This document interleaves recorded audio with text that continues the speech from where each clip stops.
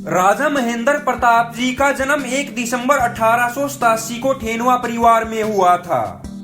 वो हाथरस जिले के मुरसान रियासत के राजा थे। उनका विवाह जींद के राज परिवार में हुआ। 1905 के स्वदेशी आंदोलन से वो बहुत प्रभावित हुए और अपने ससुर के मना करने के बावजूद वो 1906 के कांग्रेस के कलकत्ता अधिवेशन में हिस्सा लेने चले गए। 19वीं सदी के पहले दशक में एक जाट और राजा के परिवार में कोई ऐसा सोचने की हिम्मत भी नहीं कर सकता था। फिर विदेशी वस्त्रों के खिलाफ अपनी रियासत में उन्होंने जबरदस्त अभियान चलाया। बाद में उनको लगा कि देश में रहकर कुछ नहीं हो सकता। लाला हरदयाल, वीरेंद्रनाथ चट्टोपाध्याय, रास बिहारी बोस तथा श्यामजी कृष्ण वर्मा अलग अलग देशों से ब्रिटिश सरकार की गुलामी के खिलाफ उस वक्त भारत के लिए अभियान चला रहे थे। उस वक्त तक जर्मनी में रह रहे भारतीय क्रांतिकारी बर्लिन कमेटी बना चुके थे।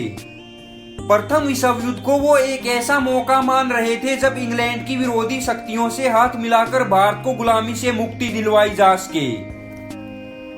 राजा महेंद्र प्रताप का नाम तब तक इतना हो चुका था कि स्विट्जरलैंड में उनकी मौजूदगी की भनक लगते ही चट्टोपाध्याय ने लाला हरदयाल और श्यामजी कृष्ण वर्मा को उन्हें बर्लिन बुलाने को कहा। बाकायदा जर्मनी के विदेश मंत्रालय से राजा साहब को बुलाने के लिए कहा गया, लेकिन राजा ने खुद जर्मनी के किंग से व्यक्तिगत तौर पर मिलने की इच्छा जताई। इधर जर्मनी के राजा भी उनसे मिलना चाहते थे। जर्मनी के राजा ने उन्हें ऑर्डर ऑफ द ईगल की उपाधि से सम्मानित किया। राजा जींद के दामाद थे और उन्होंने अफगानिस्तान की सीमा से भारत में घुसने के लिए पंजाब की फुल्किया स्टेट जींद, नाभा और पटियाला की रणनीतिक पोजीशन की उनसे चर्चा की। जर्मन राजा से काफी भरोसा पाकर वो बर्लिन से चले आए। बर्लिन छोड़ने से पहले उन्होंने पोलैंड बॉर्डर पर सेना के एक कैंप में रहकर युद्ध की ट्रेनिंग भी ली। उसके बाद वो स्विट्जरलैंड, तुर्की तथा इजिप्ट में वहां के शासकों से ब्रिटिश सरकार के खिलाफ सपोर्ट मांगने गए। उसके पश्चात वो अफगानिस्तान पहुंचे।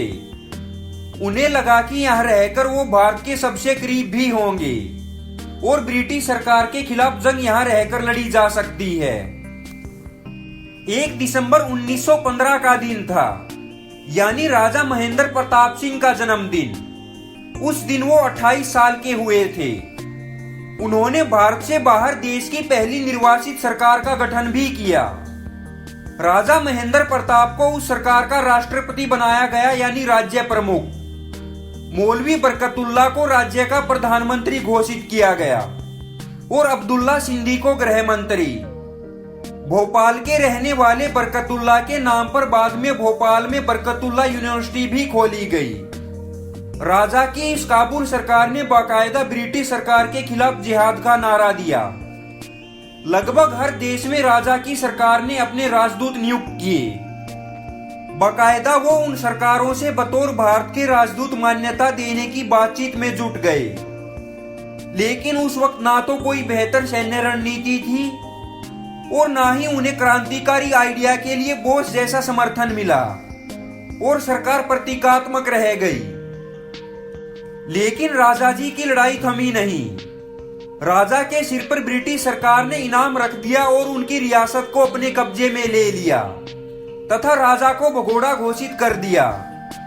राजा मुरसान ने इन दिनों काफी परेशानी झेली। इसके बाद उन्होंने जापान में जाकर एक मैगजीन शुरू की जिसका नाम था वर्ल्ड फेडरेशन। लंबे समय तक इस मैगजीन के जरिए ब्रिटिश सरकार की क्रूरता को वो दुनिया भर के सामने लाते रहे। फिर दूसरे विश्व युद्ध के दौरान राजा जी ने एक एग्जीक्यूटिव बोर्ड बनाया ताकि ब्रिटिश सरकार को भारत छोड़ने के लिए मजबूर किया जा सके। लेकिन युद्ध खत्म होते होते सरकार राजा जी की तरफ नरम हो गई। फिर आजादी होना भी तय मानी जाने लगी। राजा को भारत आने की इजाजत मिली और वो ठीक 32 साल बाद भारत आए। 1946 में राजा मद्रास के समुद्र तट पर उतरे, लेकिन वो अपने घर नहीं, सीधे गांधी जी से मिलने पहुंचे। राजा साहब को नोबेल पुरस्कार के लिए भी नामित किया गया था। नोबेल पुरस्कार समिति के कमेंट से ही पता चलता है कि गांधी जी ने एक बार राजा महेंद्र प्रताप की अपने अखबार यंग इंडिया में जमकर तारीफ की थी। देश के आजाद होने के बाद वो 1952 में मथुरा से निर्दलीय सांसद बने और 1957 में फिर से अटल बिहारी वाजपेयी को हराकर निर्दलीय ही सांसद चुने गए थे। राजा महेंद्र प्रताप सिंह ठेनवा ने भारत का पहला पॉलिटेक्निक कॉलेज स्थापित किया। उन्होंने इसका नाम अपने बेटे प्रेम के नाम पर रखा, प्रेम महाविद्यालय।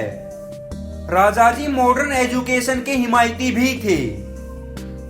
तभी अलीगढ़ मुस्लिम विश्वविद्यालय के लिए भी उन्होंने अपनी जमीन दान की थी।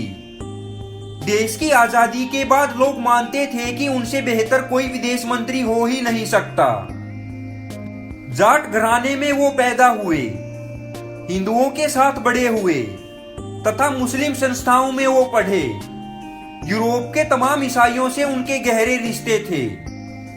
सिख धर्म मानने वाले परिवार में उनकी शादी हुई, लेकिन उनको लगता था कि मानव धर्म ही सबसे बड़ा धर्म है। यह सब धर्मों का सार ये है कि मानवीयता को, प्रेम को बढ़ावा मिलना चाहिए। दुनिया भले ही नोबेल के लायक उनको मान ले, लेकिन भारत की सरकारें उनकी जयंती व पुण्यतिथि तक मनाने लायक नहीं समझती। राजा महेंद्र प्रताप सिंह का निधन 29 अप्रैल 1979 को हुआ। यदि आपको ये वीडियो अच्छी लगी हो तो सर छोटू राम के चैनल को सब्सक्राइब कीजिए और बेल आइकन पर क्लिक करें ताकि आपको लेटेस्ट वीडियो की नोटिफिकेशन मिलती रहे।